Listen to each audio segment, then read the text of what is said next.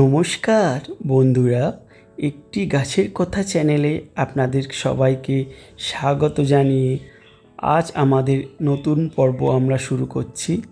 আজ আমরা দেখে নেব সবেদার একটা অত্যন্ত জনপ্রিয় জাত ল্যাংচা সবেদার চারা এবং ছাদ বাগানের জন্য কী ধরনের চারা আমরা সংগ্রহ করতে পারি নার্সারিগুলো থেকে, তার একটা ধারণা আপনাদের সামনে আমরা দিতে চলেছি।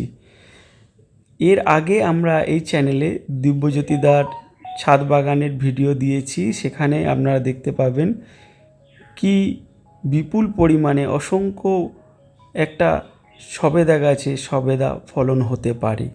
তো তার ভিডিও লিংক আমাদের ডিসক্রিপশান বক্সে দেওয়া থাকবে, অবশ্যই আপনারা গিয়ে দেখে নেবেন। চলুন দেখে নেওয়া যাক। প্রথমে আমরা দেখে নেব যে এ গ্রেডেড চারা, ছাদ বাগানের জন্য এ গ্রেডেড সবেদার চারা যদি সংগ্রহ করতে হয় তো এই ধরনের চারা আপনাদেরকে সংগ্রহ করতে হবে।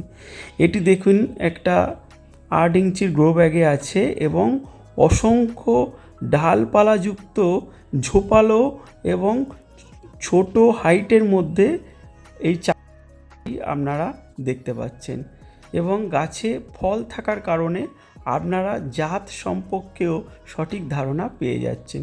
তো চলুন দেখে নিই দ্বিতীয় চারাটি। এই চারাটি আমরা সাধারণত বি গ্রেড চারা হিসেবে ধরে নিতে পারি।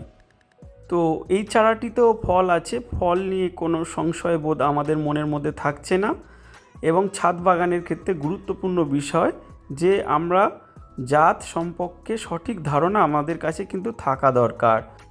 এই চারাটির মধ্যেও অসংখ্য ফুল আর ফল থাকার জন্য যে এটি ল্যাংচা সবেদার ভ্যারাইটি, সেই হিসাবে আমাদের কিন্তু ধারণা একটা আমরা পেয়ে যাচ্ছি।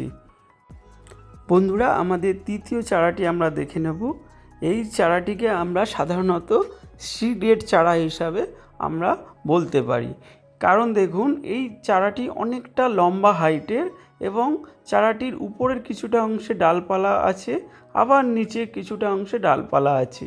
ছাদ বাগানের ক্ষেত্রে এই ধরনের চারাটা আমরা সাধারণত অ্যাভয়েড করে চলতে পারি। যে ক্ষেত্রে আমরা আগে দু ধরনের চারা আমরা সংগ্রহ করতে পারবো না, সেক্ষেত্রে আমরা এই সি গ্রেড চারাটি আমরা সংগ্রহ করতে পারি। এখন যে চারাটি আপনারা দেখতে পাচ্ছেন এটা একটি ডি গ্রেড চারা।